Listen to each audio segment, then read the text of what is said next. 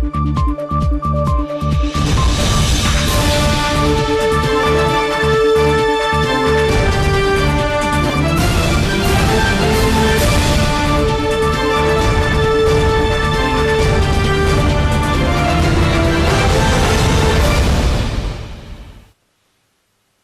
دحندم سيخم ز خبركم تخطاتلتنا نلوم مشت استدالوه زيناتات وشت هاجرن وصان حيزنا لكم قريبنا لنا زينا زقرب لكم خالد محمد برهان بارسات خجمر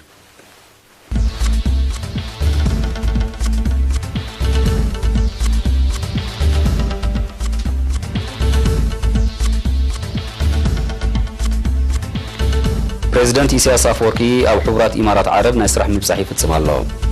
صحفي هقدف نهلو كنتات هاجرن زوبانان زبره سمينار أبسا وكايدو حرصوت جلاس زرقو مرز زرقي بلتوك صبغ وتسيت يرئي مهلا وحبيرام أب بوركينا فاسو بنشبراو متقعتات بوحد عسان شعاتن سبات تغتيلهم زررب أمريكان سمين كوريان أبكربا متاخد جمر تسميت كمز كبرت قليتو طالبان أبلعلو تهدرات أمريكا متقعتي كمز فتسم أتنكيغو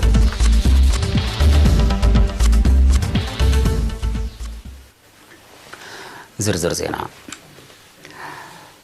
بريزيدنت إسياس أفورقي مسورا سعرات حبرات إمارات عرب الشيخ محمد بن زايد النهيان ترخيبو أب كل تعاون زوباون قدات زتكورة زربا كايدوم كل تيوم مرحتي أب تيلومي تشعت مسكرم أب ساعتات قدم قطري أب كتما أبو زابي زكاد وزركب أب مونغو إيرتران حبرات إمارات عرب أب استفلالي نايم عبالة صلاتات نزلو زمدناتات شركنات جمجيمام بريزيدنت إسياس أفورقي الشيخ محمد بن زايد النهيان زاغي تمزغيبو نزلو غسغاش شركنات متحوارن نمدنفع ابزخل نطبطاتاتو كيروم حساب نحساب بملوا تمزغيبو زولا غسغاس زعقب مخانو غليصوم ابتركب بوغن حبرات امارات عرب مختل قداماي منستر بريزيدنتاوي غداياتن حبرات امارات عرب شيخ منصور بن زايد النهيان ترخيبو نيرو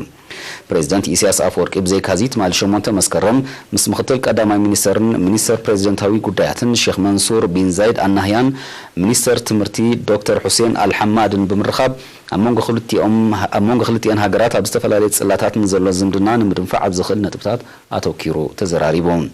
بريزيدنت إسياس مس أبومبر منغستاوي ناي وفر تكال حبرات إمارات عرب مبادلة خالد المبارك لو متشعت مسكرم تراخيبو كزرارو مخانو تفليت الله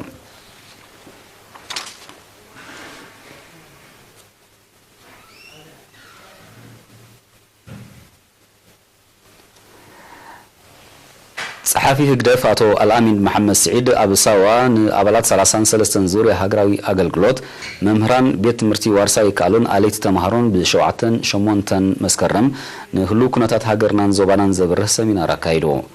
وكيل إرينا موسى خدانن زدال وتصبصب قرمسك الجرزجي هرك أربعيو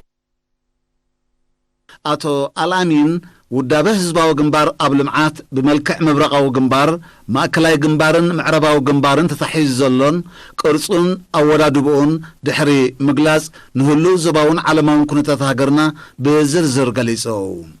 حزب إرتران من بركاخن رقاتون مزراقن مثل إرتران حزبان نمدوان حزبين مرعدن نمفلاين سنامراو كوينات سدت بملكع فلسات من إسات زامسلو لثاتن زيناو سألمن بسالة حيال صنعة مختن أبوشتن وصان زنبر هزبنان تبع مريحنتون كم زفشلو أرديو وطبعا إرتران خمزيت السي كل جزي أبتحت خلطات أبتحت من مبابو أبزخفة تصرابا خناتو زقبر وطبعا شرحي حالفنا سوا مريت موراس تاريخن جغلنا تنزبي إرترايز بلا أتو الأمين أنصارنا زنبر تصابوتات فشلو أبرقو كنتات كم زلنا بمقلاز ودابة مسرتاو بمخانو بزلعل ودابة هاجرنا بالمعات من ملصاق كندي أبقربا مسألة استقبرو هاجراويان مدبات مخانا ما سيمير الله زباو غنبار تزيه هندو زباو غنبار تزيه سوبا نيرو زباو غنبار تزيه كالس نيرو إذا إرتران الله زلنا ما يهالله تنيرا برقص سرت نايزي حبرتسر تاريخ نايزي حبرتسر تاريخكم تاريخ هاجركم مش تاريخ ما يزباو غنبار استأساسي هاجرنا في الهنس انتدعفنا هاجرنا قدم قدادم بالمعات كم تبتصف نقبل كنخل الله أتي نزائر ترازا كنخفلوز بأنا تسعيرنا مدبات المعات هنا نابز برخ نبصحوك نخل الله من إسي زيغا انت زي توديبو ترغم يومو ودابي مسرطة ونقر መንእሰያት ፍልጠቶምን ንቕሓቶምን ብምዕባይ ኣብ ኩሉ ዝካየድ ናይ ልምዓት መደባት ብዘይተጉለባነት ኣበርክቶም ክዕዙ ብምልባው ድማ ህዝብን ኩለን ኣካላት መንግስትን ዘካይድዎ ሰፊሕ ናይ ልምዓት ምርሓ ጎደና ተሓንፂፁ ከም ዘሎ ኣብሪሁ በዚ መሰረት ጽሩይን እኹልን ቀረብ ማይ ዘውሕስ መደባት ምስፋሕ መርበብ ጽርግያታት ኣብ ኩሉ ከባቢታት ጽገናን ህንጸትን ወደባትን ማርሳታት ገማግም ባሕርን ምውሓስ ቀረብ ኤሌክትሪክ ብዝተፈላለየ መልክዓት ምስ መሻርክቲ ብምዋሃድ ምህናጽ መንበር ኣባይቲ ምርግጋጽን መውሓስን መሰረታውያን ዝኾኑ ጽላታት ትምህርትን ጥዕናን ከምኡውን ምዕባይ ኢንዱስትሪያዊ ጽላት ካብ 2019 ጀሚሮም ንምትግባሮም ተሓንፂፆም ዘለዉ ናይ ልምዓት መደባት ምዃኖም ኣረዲኡ ኩሉ ዝሕንጸጽ መደባት ልምዓት ኣድማዕነቱ ምርጋጽ ስለ ዘድሊ ብልሽውናን ብከላን ብዕቱብ ምክትታልን ምቁፅጻርን ክካየድሎም ብምዝኽኻር ዞባዊ ሽርክነትን ርግኣትን ንምፍጣር ኤርትራ ምስ ኩለን ናይ ዞባና ሃገራት ብውህደት ትሰርሕ ከም ዘላ ሓቢሩ ተሳተፍቲ ሰሚናር ቦገኖም ኩሉ ዝወሃቦም ትምህርቲ ኣፍልጦም ንምዕባይ ሓጋዝ ከም ዝኾነ ብምግላጽ ፖለቲካዊ ትምህርቲ ካብ መባእታት ደረጃ ክጅምርን መንእሰያት ምስ ዘበናውነት ክጓዓዙ ኣገልግሎት ኢንተርኔት ብስፍሓት ክትኣታቶን ተላቢዮም ነበርቲ ንዞባ ሰልዓ ጥዕንዖም ንመውሓስ ኣብ ትካላት ጥዕና እናመፁ ኣብ ጥዕንኦም ብዝገብርዎ ዘሎ ምክትታል መርኣያ ዝብርኽ ዘሎ ንቕሓቶም ምዃኑ ሓላፊ ማእከል ጥዕናቲ ንዞባ ነርስ ዘመንፈስ ገብረሉ ሓቢሩ ነርስ ዘመንፈስ ኣብቲ ንዞባ ኣብ ጣህራን ሕሩምን ክልተ መደበራት ጥዕና ኣብ ርከብ ድማ ማእከል ጥዕና ነበርቲ ንዞባ ኣገልግሎት ይህባ ከም ዘለዋ ጠቂሱ ይኹን እምበር ካብተን ምምሕዳራት ከባቢ ናብተን ትካላት ጥዕና ዝኣቱ ጥጡሕ ጽርግያ ብዘይምህላው ብፍላይ ንነፍሰ ጾራት ኣዝዩ ኣሰካፊ ጉዳይ ኮይኑ ምህላው ኣብሪሁም ኣብታ ማእከል ጥዕና ንነፍሰ ጾራት መጸበዪ ክፍልታት ከምኡውን ተወሰኽቲ ኣባላትን ስለ ዘድልያ ምምሕዳር ንዞባ ሰልዓን መሻርክቲ ሚኒስትሪ ጥዕናን ደገፎም ከይፍልዮም ተማሕጺኑ እቶም ካብተን ምምሕዳራት ከባቢ ጥዕኖም ክከታተሉ ዝመፁ ዜጋታት ብወገኖም ብዝግበረሎም ኣገልግሎትን ዕጉባት ብምዃኖም ብምግላጽ በቶም ቀዳማይ ረድኤት ዝተማሃሩ ደቂ ዓዲ ኣብ ሰሙን ክልተ ግዜ ኣብ ተመሓላለፍቲ ሕማማት ጥንስን ሕርስን ቅድሚ ሕርሲ ክታበትን ክንክን ዕሸልን ህፃንን ዘተኮረ ክወሃቦም ዝጸንሐ ሓበሬታ ጎስጓስን ንቕሓቶም ክዓቢ ከም ዝኽኣለ ገሊጾም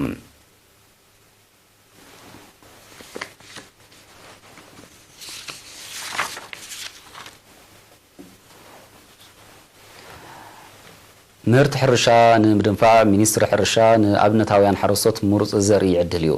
ሓረስቶት ድማ ጻዕርታቶም ሓዊሶም ብርኩት ምህርቲ ንምሕፋስ ይነጥፉ በዚ መሰረት ኣብ ግላስ ዝተዓደሎም ዘርእዎ ምሩጽ ዝራእቲ ቡልቱግ ጽቡቕ ውፅኢት የርኢ ኣሎ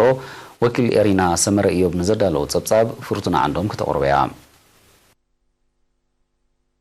ኣብነታውን ሓረስቶት ምምሕዳር ከባቢ ግላስ ሚኒስትሪ ሕርሻ ዝዓደሎም ምሩጽ ዘርኢ ቡልቱግ ጽቡቕ ውፅኢት የርኢ ምህላውን ኤሪና ሓቢሮም እቶም ኣብነታውን ሓረስቶት ኣብ ሓበሬቶም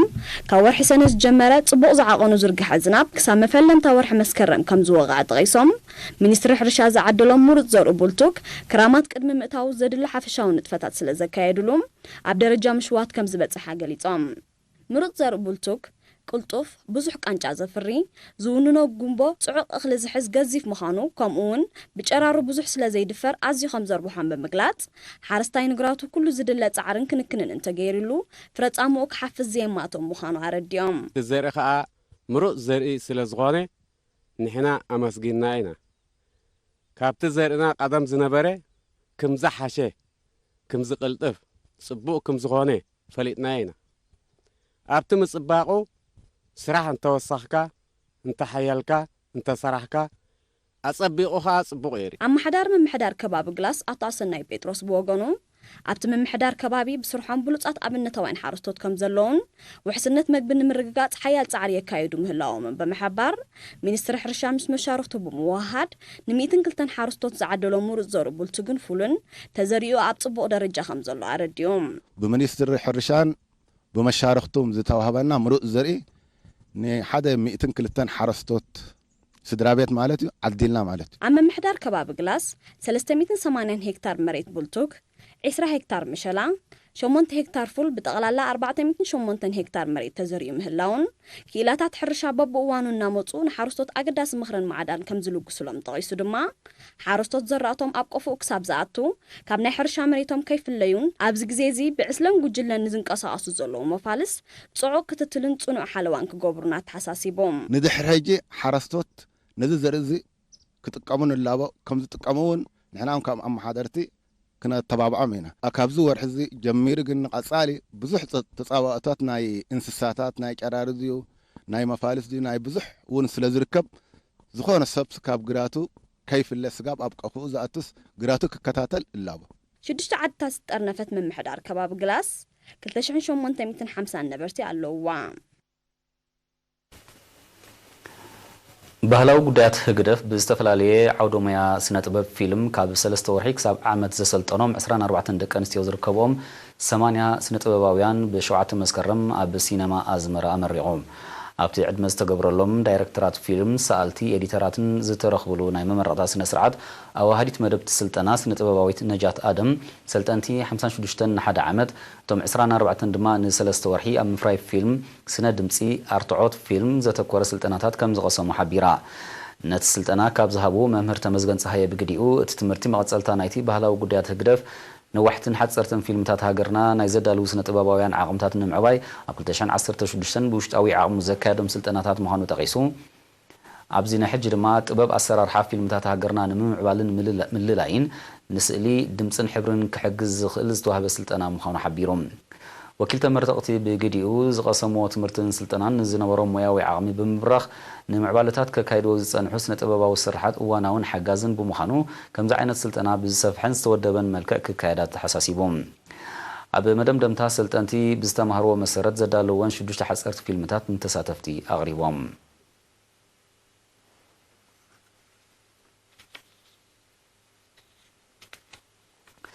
ዝኸበርኩም ተዓዘብትና ኣህጉራዊ ዜናታት ሒዘ ድሕሪ ዝሓጻር መሰጋገሪት ክምለሰ ሳና ጽንሑ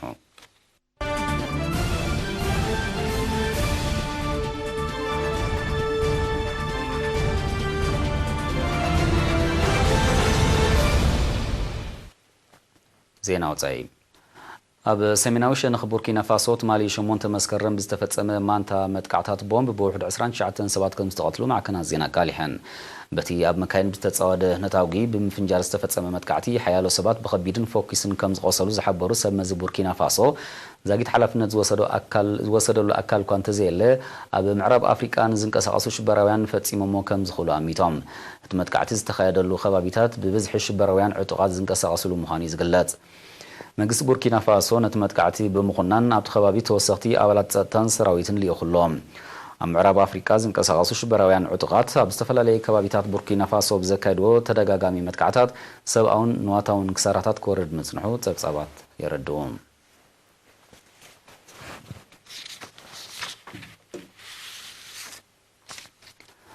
ተዋሪጹ ዝርከብ ዲፕሎማሲያዊ ዝርርብ ኣሜሪካን ሰሜን ኮርያን ኣብ ዝመጽእ መዓልታት ወይ ሳምንታት ዳግም ክጅምር ትጽቢት ከም ዝግበር ጸሓፊ ጉዳያት ወጻኢ ኣሜሪካ ማይክ ፖምፔዮ ብ8 መስከረም ኣፍሊጡ ብፕሬዚደንት ኪም ጆንግ ኡን ዝምራሕ መንግስቲ ሰሜን ኮርያ ካብ ህላዌ ኒኩሌሳዊ ኣጽዋር ናጻ ዝኾነ ዞባ ሓውሲ ደሴት ኮርያ ንምርጋጽ ዘለዎ ድልውነት ኣብ ቦትኡ ከም ዘሎ ዝገለጸ ሚስተር ፖምፔዮ እቲ ተቋሪጹ ዝጸንሐ ዝርርብ ዳግማይ ብምብርባር ወከልቲ ክልቲአን ሃገራት ርክቦም ከካይዱ ትጽቢት ከም ዘሎ ሓቢሮም ሚስተር ፖምፔዮ ብተወሳኺ ሰሜን ኮርያ ዝሕዝን ክብል ዝገለጾ ተኸታታሊ ፈተነ ናይ ሓፂር ርሕቀት ሚሳይላት እኳ እንተካየደት ምምሕዳር ፕሬዚደንት ትራምፕ ግን ካብ ህላዊ ኒኩሌሳዊ ኣጽዋር ናጻ ዝኾነ ዞባ ሓውሲ ደሴት ኮርያ ንምርጋጽ ዝኽእል ስምምዕ ንምብጻሕ ዘሎ ተገዳስነት ገና ኣብ ቦትኡ ከም ዘሎ ከም ዝኣምንን ንዑ ንምርጋጽ ከም ዝጽዕትን ኣረዲዩ ፕሬዚደንት ትራምፕን ኪም ጆንግ ኡንን ኣብ ዝሓለፈ ወርሒ ሰነ ኣብ ዶብ ክልቲአን ኮርያታት ኣብ ዘካየድዎ ሳልሳይ ቀጥታዊ ርክብ ዲፕሎማሲያዊ ጻዕሪ ዳግም ክበራበር እኳ እንተተረዳድኡ ዛጊድ ብክልቲአን ሃገራት ዝተወስደ ተበግሶ ከም ዘየለ እዩ ዝሕበር በአንጻሩ ኣሜሪካን ደቡብ ኮርያን ሓባራዊ ወተሃደራዊ ልምምድ ብምክያደን ሰሜን ኮርያ ዘለዋ ተቃውሞ ንምግላጽ ተኸታታሊ ፈተነ ናይ ሓፂር ርሕቀት ሚሳይል ምክያዳ ይዝከር ኣሜሪካ ደቡብ ኮርያን ጃፓንን እቲ ፈተነታት ኣብ ልዕሊ ጸጥተአን ዝፈጥሮ ስክፍታ ከም ዘየለ እኳ እንተገለጻ ነቲ ፈተነ ዝኹንን መግለጺ ግን ኣውፅአን እየን ሰሜን ኮርያ ብወገና ጸሓፊ ጉዳያት ወጻኢ ኣሜሪካ ማይክ ፖምፔዮ ብዛዕባ ዝህቦ ዘሎ መግለጺታት ንዝድለ ዲፕሎማሲያዊ ዝርርብ ዝሕምርግ ምዃኑ ብምግላጽ كم زخننتو يذكر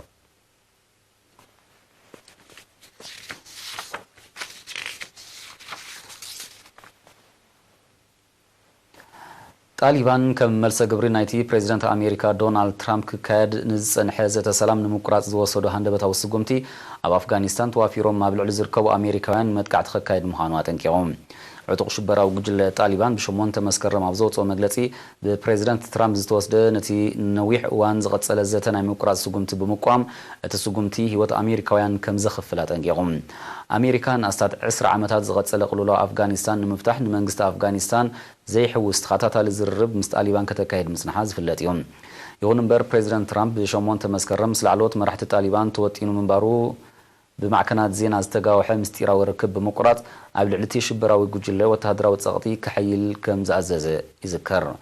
بريزيدنت ترامب نتسقمتي زوصدلو مخنيات طالبان ابز حلف سمون اب كابول نايز تخايدن حدا امريكاوي وتهدر زركبوم حيالو سبات نايز قتلون متقعتي حلفنت دحر موساديوم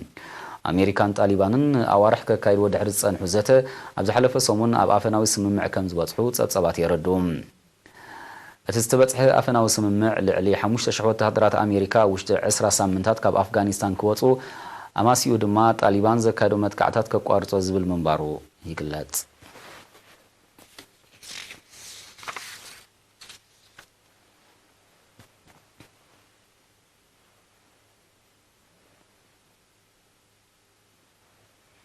بريزيدنت تركي طيب إيردوغان غونتي أبزور حزز كان عزلو غباء حفشاو بايتو ود حوارات هاجرات مس بريزيدنت دونالد ترامب تراخيبو اب غداي سوريا كزت خمز خل اميتهم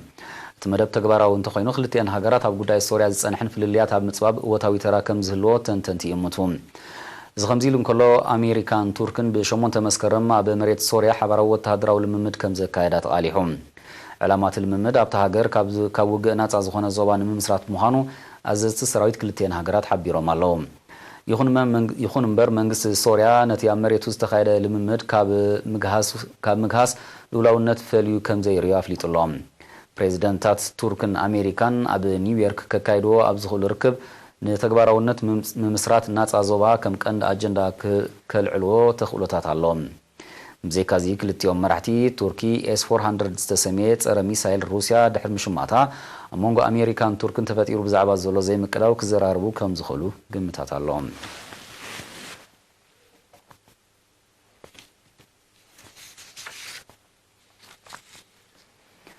إيران بتحت قدس ترى نزلوا مركب نقد بريطانيا بقرب زي كتلك أموهانا فليتا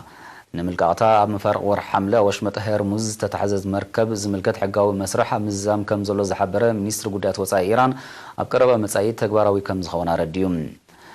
حيل بحر إيران مركب هاجرو بحيل بحر بريطانيا أب متصاوو جبل طارق دحر متحزايو تماساسال السقمتي وسيلو ثانيهم من محدار قزات جبل طارق نمركب إيران زحلف ورحي ناس دحر ملقاقو إيران تماساسالي نايملقاقو سانيك توسد كم تخل كقلت ثانيهم ملقا نايتن مراخب اب مونغو ايرانن بريطانيان تغسيتون زصنح مفحفح بخفيل كهدو خمس خل يمت اللهم انت خونا بريطانيا اتركبن حيالو هاجرات معراب صتا وشمت هرمز نمو حسب زبل علامه اب تخبابي لفنتاوي وتهدروا حيل نمو قامي شباب مهلاون صتتاوي كنتات نايت ماياوي اكل مليسو خيجدد ناي قربا تعذبتي سغاتهم يغلصلهم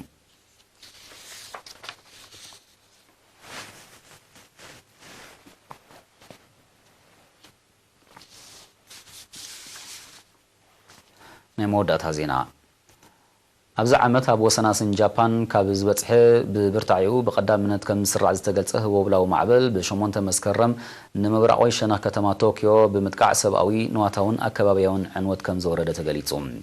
أتي فاشاي زبل سيامت واهيبو زلو وبلاو معبل بالعلك للتميتين شوعة كيلومتر أب ساعات زحنبب كبر وسن زحزب برتوع نفاس تسنيو أبو سناسن جابان أبز بتصحلو برتوع عقن زناب كم زنبه تحبيرهم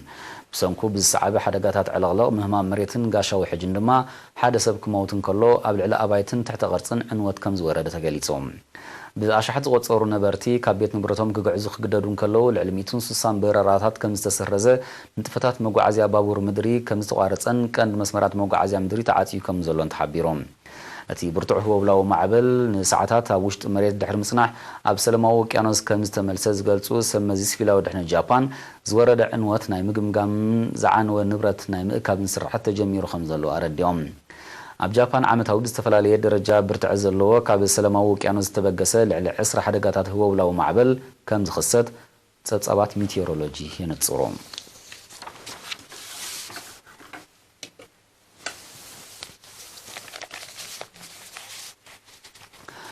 ዝኸበርኩም ተኸታተልትና ንሎምሽት ተዳለወ ሓፈሻዊ ዜናዊ መሰናድኦ በዝተፈጺሙሎ ምዝተረፉ መደባት ኤሪቲ ወንገድፈኩም ብወገና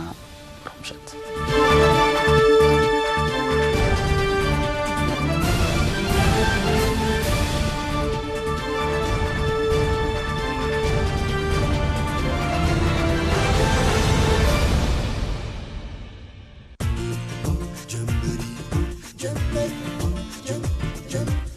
ስራት ካብ ጀምበሪ ፒሳን ፋስት ፉድን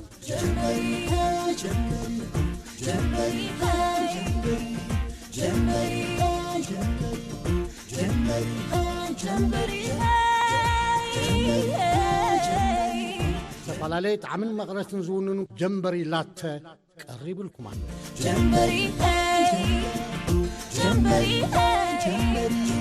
ጀምበሪ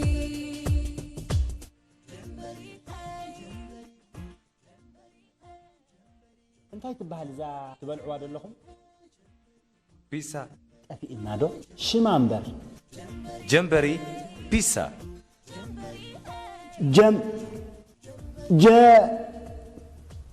ከምናቶም ጀምበሪ ፒሳ አቹዲ ጀምበሪ ብዝመረጽኩሞ ኣገባብ ከም ቁርሲን መርዓውቲ ዕለተ ልደት ቴክ ኣዌይ ናይ ፓርኪንግ ኣገልግሎት ከምኡውን ኣብ ቤትኩም ኮንኩም ንዝጠለብኩምሞ ጠለብ ኣብ ኣፍ ደገ ገዛኹም ከመቐጽበት ጠበሽል ብምምጻእ ከስተናግደኩም ድሉው እዩ ኣድራሻና ኣብ ኣልፎርማዮ ጎደና ዶጎሊ ቁፅሪ 171 እዩ ግልባጥ ሳባና ሆቴል ብርግጽ ብሉጽን ጽፉፍን ጀምበሪ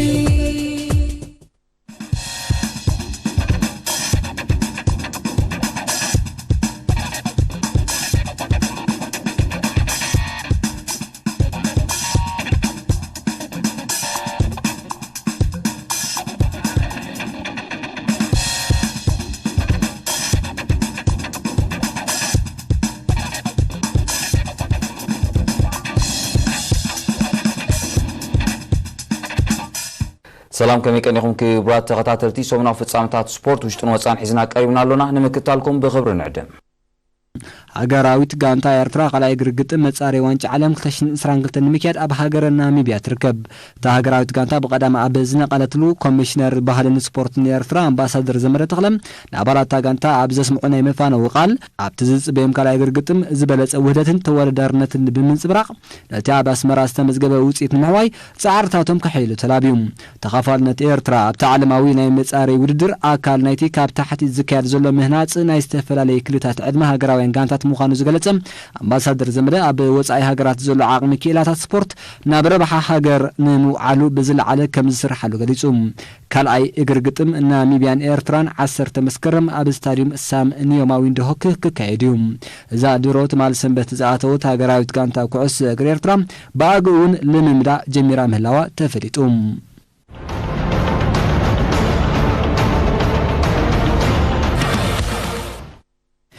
ኤርትራዊ ተቃለዛማይ ክለብ ዳይሜንሽን ዳታ አማኑኤል ገብረዝጋቢር ሳተፎ ዘሎ ቮልታ እስጳኛ ትማሊ መበል 15 መድረኹ አሰላሲሉ እዚን መበል 74 ግዚኡ ዝካየድ ዘሎ ሓደ ካብ ዛዕበየ ውድድራት ቅልል ምሽክለት ዓለምና ዝኾነ ቮልታ እስጳኛ ትማሊ ድማ ካብ ቲኔት በጊሱ ኣብ ሳንቱዋሪዮ ዴ አሴቦ ዝተዛዝመ ናይ 154.4 ኪሎሜትር ውድድር እንግዱ በሐፈሻ ከተረን ከላ ናይ ትማሊ መወዳደሪት ሰለስተ በዳህቲ ቦታታት ዝተሰርዐ ኔራ በዚ መሰረት ተቃለምቲ ንውድድሮም ኣብ ሰዓት 35.7 ኪሎሜትር እና ተጓዓዝዮም ፈጺሞም ኣብ መወዳእታ ዝተገብረ ርብርብ ድማ ኣባል ክለብ ጃምቦ ቪዝማ ኣሜሪካዊ ሴፕ ሉኮስ ብ4 ሰዓትን 19 ደቂቃን ባዶ 4 ቃሌትን ግዜ ቀዳማይ ኮይኑ ንውድድሩ ክፈጽም እንከሎም ፖርቱጋላዊ ተቀዳማይ ክለብ ካቱሻል ፔሲን ሩበን ጎሬሮ ድማ ካብ ዕውት ናይዛ መድረኽ 39 ካሌት ድሕሩ ካላይ ኮይኑ ካኣትን ከሎም ኤርትራዊ አማኑኤል ገብረዝጋቢር ድማ 5 ደቂቃን 42 ካሌትን ግዜ ምስ ዳሕረት ጉጅለ ብምዃኑ መበል 27 ተርታ ተታሒዙ ንውድድሩ ኣብ መፈጸምታ በጽሕዎም በዚ መሰረት ኣብ ዝኽሳብ ሕጂ ዝተኻይደ 15 መድረኻት ብዝተኣከበ ውጽኢት ስሎቬንያዊ ፕሪሞዝ ሮግሊክ ናይ ክለብ ጃምቦ ቪዝማ ብ58 ሰዓትን 10 ደቂቃን 32 ካልእትን ግዜ ንብጫ ማልያ ይመርሓሉ ኤርትራዊ ኣማኑኤል ገብረእግዚአብሔር ድማ 28 ደረጃ ይርከብ 117 ነጥብ ዘለዎ ስሎቬንያዊ ፕሪሞዝ ሮግሊክ ናይ ክለብ ጃምቦ ቪዝማ ነቀጠልያ ማልያ እውን እንትኾነ ምስ እያ ዘላ ኣብዛ ማልያ ኤርትራዊ ኣማኑኤል ገብረእግዚአብሔር 10 ነጥቢ ብምሁላል ኣብ መበል 59 ተቐሚጡሎም ንብሉጽ መንእሰይ የተዋሃበ ማልያ ታድጂ ቦጋካር ብ58 ሰዓትን 14 ደቂቃን 14 ካልእትን ግዜ ቀዳማይ ዘሎ እዩ ኣማኑኤል ገብረእግዚአብሔር ድማ መበል 10 ተርታ ይርከብ ስፓኛዊ አንገል ማድራዞ ናይ ክለብ ቡርጎስ ቢኤች ብ31 ነጥቢ ዝበለጸ አንበሳ ዓቐብ ኮይኑ ዝመርሕ ዘሎ እዩ ብጋንታ ደረጃ ነእትዋሃበ ማልያ ስፓኛዊ ሙቪስታር ብ173 ሰዓትን 42 ደቂቃን 40 ካልእትን ግዜ ቀዳመይትላ ደቡብ አፍሪካዊት ዳይሜንሽን ዳታ ድማ ካብ 12 ናብ 9 ደረጃ ደይባ ቮልታ ስፓኛ ሎሚ ብናይ መበል 16 መድረኽ ክቕጽል እዩ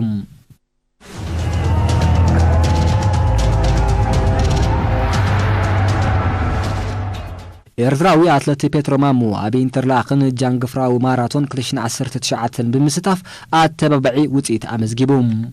ኣብዚ በቀዳም ዝተሰላሰለ ውድድር ብሪጣናዊ ሲምሶን ሮቢ ብ2 ሰዓትን 59 ደቂቃን 29 ካልእትን ግዜ ቀዳማይ ክኸውን እንከሎ ካልኣይ ኒውዚላንዳዊ ኤልሞ ዓዚዝ አብደልሓዲ ክኸውን እንከሎ ኤርትራዊ ፔትሮ ማሞ ድማ ብ3 ሰዓትን 4 ደቂቃን 43 ካልእትን ግዜ ሓምሻይ ተርታ ሒዙ ንውድድሩ ፈጺሙ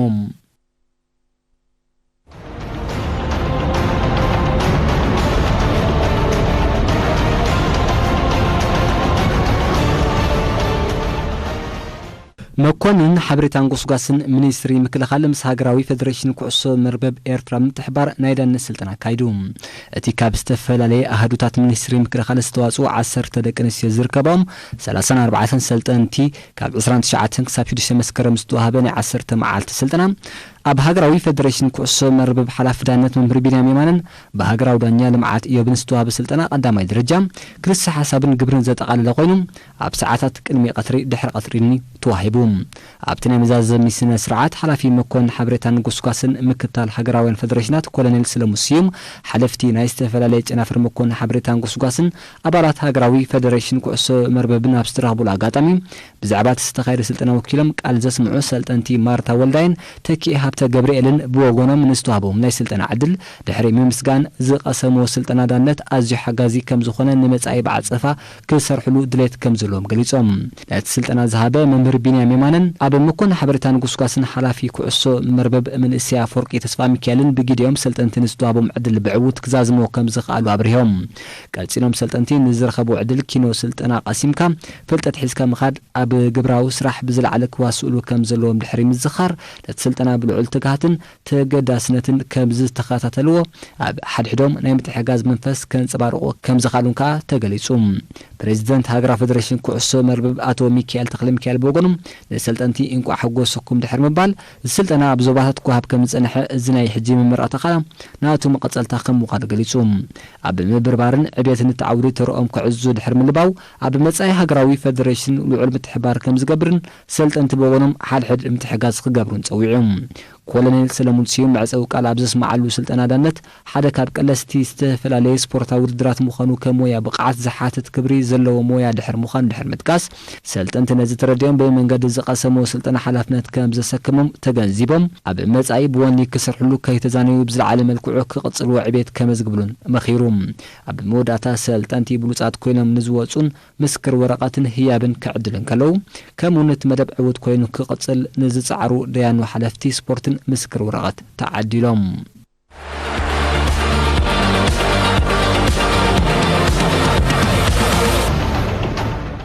ውድድራት ስፖርት ውሽጣዊ ክፍልታት ሚኒስትሪ ምክልኻል ፈሊሙ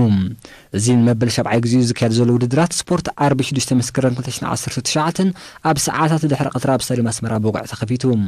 ኣብ መኽፈቲ ስነ ስርዓት ሓጋጋዚ ሓለቓ ስታፍ ሚኒስትሪ ምክልኻል ብርጋዴር ጀነራል ኢዮብ ፍሳሄ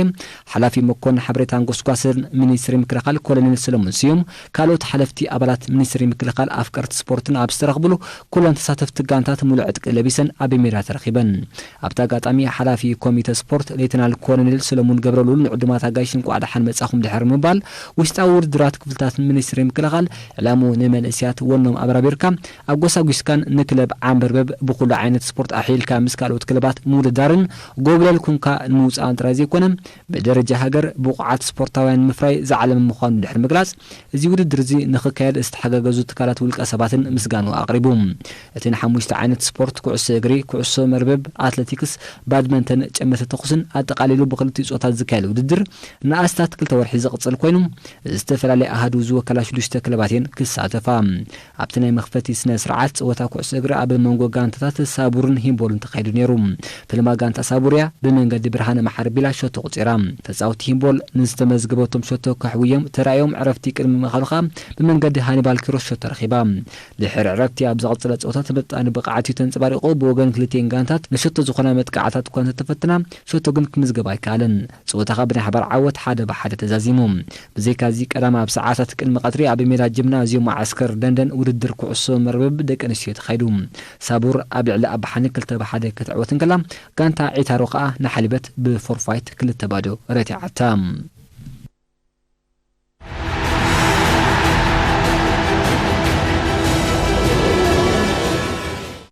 أبنو الزباطات دقن هاي كوتان بمغنيات حدا مسكرم مجمار برتاو قالسي حزب إرترا قددم أجمال تقايدوم علامة نايت مدب نقددم زبقعن أجمال توردرنتن من لاين نتي هاجراو بعال دمكات نموسخن كم زخون زتقصو أكايدتي نايت مدب أبقى صالي بالسفحة كقص المقان حبيرهم بمسيرتهم استقايد ودرات أبنو الزباط دقا أبناي 3 كيلومتر حقات قدامي سيدي سيدنا أنور كاب هواشايت عثمان إدريس محمد دما كاب كيرو كلاين سالسين درجة بمحز وددروم زازيموم أب هاي كوتا بستقبر نايشحن 500 متر وتمسسال وددر دما إبراهيم العامين كاب هاي كوتا قدامي كخونن كلهم أبو بكر حمدن محمد كير كلتيوم كاب محلار كبابي قوبش دما كلاين سالسين درجة بمحز تعويتهم أب بودا تعويتات نايكلتي ونوس زباطات تدالولهم جنزباو شلمات كابيل أما حدرتي نايتن نوسال زباطات تقبلهم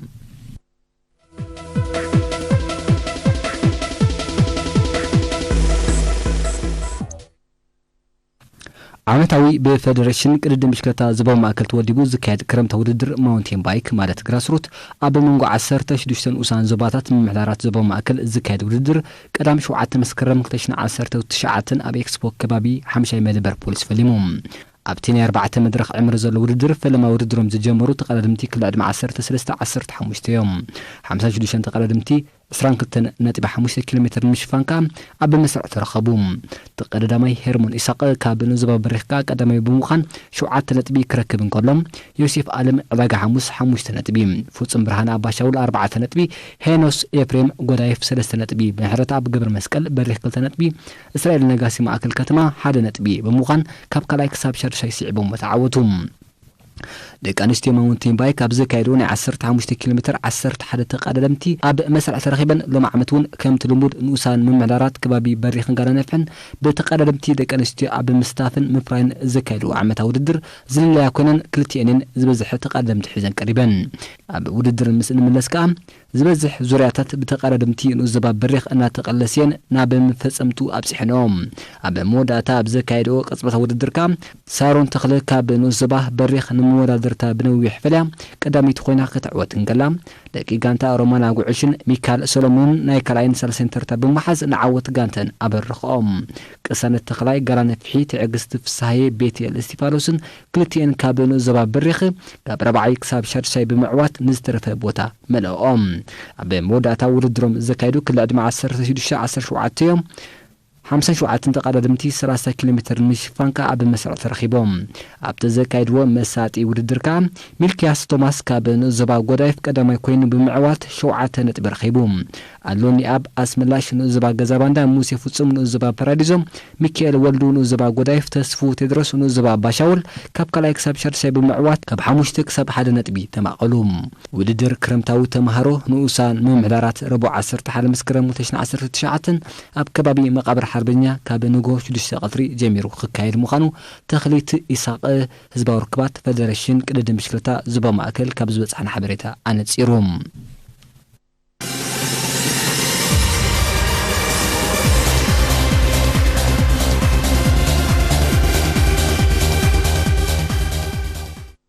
ሊጋ ዓንሰባ ዝሓለፈ ቀዳም ሰንበት ኣብ ስታድየም ጆኮ ከርን ቀፂሉ ውዕሉ ኣብ ተስተኻዲ ግጥማት ሓምል ማሎን ላሳልን ዓወት ኣመዝጊበን ፈለማን ሜዳ ዝኣተዋ ስትላን ሓምል ማሎን ነረን ኣብታ ሓምል ማሎ ዝዓብለለቶ ግጥም ብዓወት ሓምል ማሎ 5-1 እቲ ጸወታ ተዛዚሙ